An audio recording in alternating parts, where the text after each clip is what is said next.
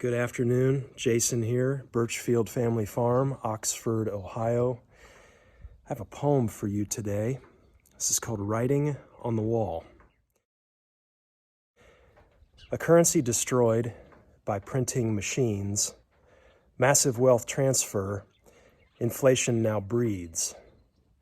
Look up at the wall, a message for your king, but baffled he is by the hand with no ring. Remnant now rises, in spirit now wields, plowshares beat to swords, resistance in the fields.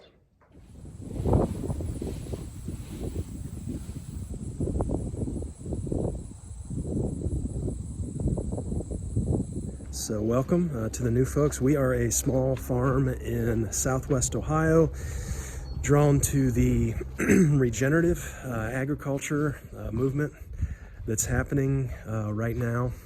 You know, in terms of vision for the farm, I was just reading this morning out of Ecclesiastes. A cord of 3 strands is not easily broken. A cord of 3 strands is not easily broken. Our vision here is a 3-way connection to God, connection to each other, which would be community, and a connection to the ground.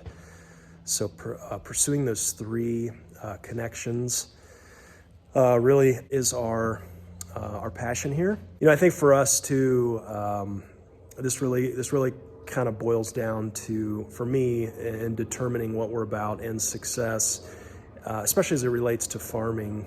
It's that question of, can we continue? Can what I'm doing here, can it continue? And can it continue for generations? And I think, you know, we're finding out a lot of us can't continue. And so we have to regroup and to find ways that are able to persist. And that's really really what I want to lean into, especially with some of the more practical stuff on the channel. But we raise meat chickens here, broilers. We do layers, laying hens. We do beef cattle, red Devons, St. Croix sheep. We sell breeding stock and honey. We raise bees here, and also maple syrup.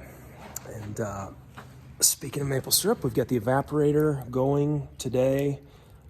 Finishing up, actually plowing through our third boil here. We've done 2 already, and I'll give you some more detail on this, and wanted to update you on LP, the week-old calf as well. So let's go take a look. We have been pretty diligently working these sugar maple trees here during sap season, making maple syrup. We are on our 3rd boil. So we typically do 3 boils, produce around 10 gallons of syrup a year, collect about 400 gallons of sap, all by hand, no machines. And we've been busy. So we are back in the woods today.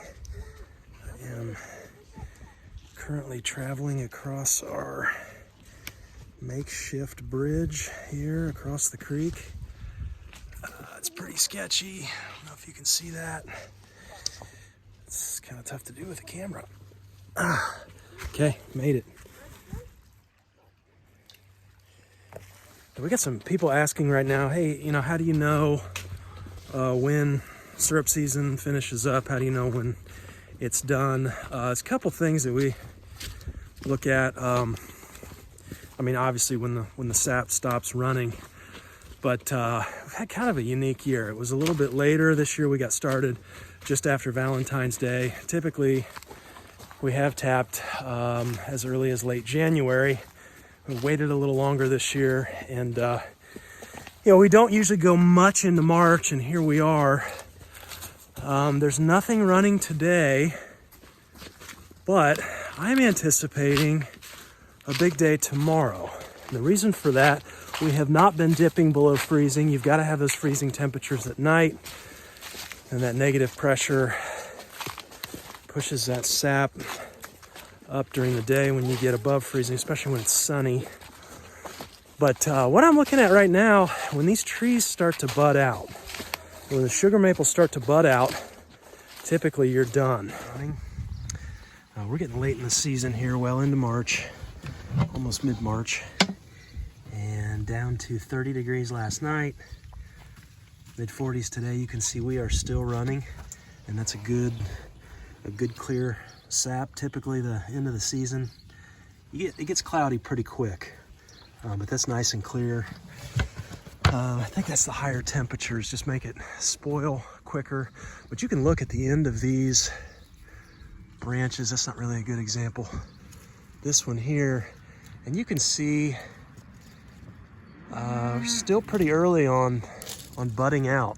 Not a whole lot of activity here. When the trees bud out, typically it's done, it's over. So the sap will just stop running, and you see the buds, and then you know the season is over. But it's pretty cool. We're going pretty late here into March this year. We'll continue rolling with it. Okay, we are just tickled to death here with these two. If you've been following, oh man, she's on cloud 9 here. Loving that sunshine. If you've been following, this is Daisy, first calf heifer here. This is LP. LP stands for Little Patience. That's all we needed was a little patience, and she came out on her own, and been tickled to death here monitoring weights. She's up to 88.4 pounds. This is day 11, and daily gains have increased to 2.1 pounds a day. 2.1 pounds a day. So I am tickled pink about that. Really loving these Red Devons.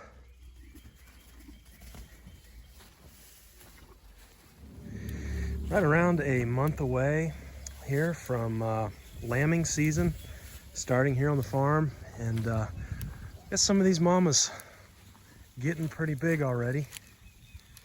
I think Greg Judy says, what, fat as ticks, I think is his phrase. We will, starting to look that way here. One there on the right's getting a little tummy there.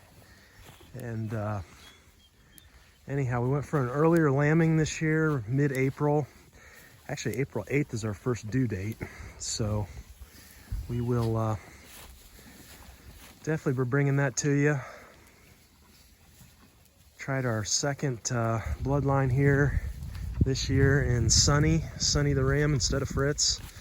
Trying alternating him this year. See how that works out. Yeah, look at her there.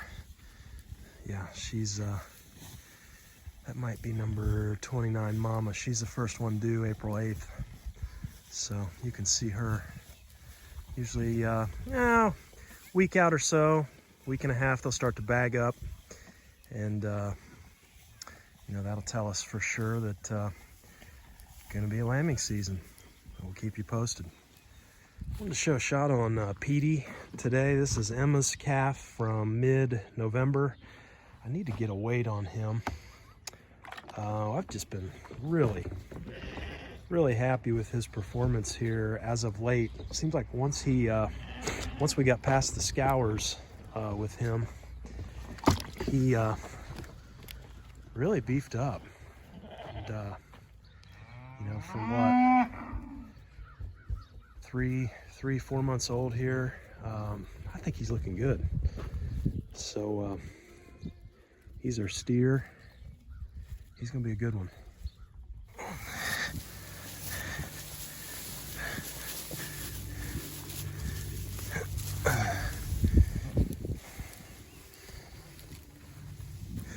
Every year on March 4th, we start our tomato seeds. We save seeds from the year prior every year, and usually like to do about 100 tomato seeds under the grow light. Got an LED grow light here. I believe it's a Spider brand. There's some specs for you. been pretty happy with it. Adjustable lighting's kind of nice, but does a good job getting these guys to sprout. And doing four different varieties here. We got Aroma, Brandywine, Amish Paste, and another one we call Big Ugly. Not really sure what that is, but it's big and ugly. But yeah, enjoy saving our seeds. It's super easy with tomato seeds. You know, they don't need to stratify or anything. You just lay them out, let them dry. Use a paper towel even, and then just put them away. Doesn't need to be airtight, but you want to keep them dry. Put them away till the following spring, and get them going. And yeah, these guys, you can see them already up. But the wife likes to make sauce, makes all her own sauce, and all kinds of stuff. It's just great to have them around. So we'll do a few peppers as well. Start those, and we'll have a lot more info on the garden in the coming weeks here.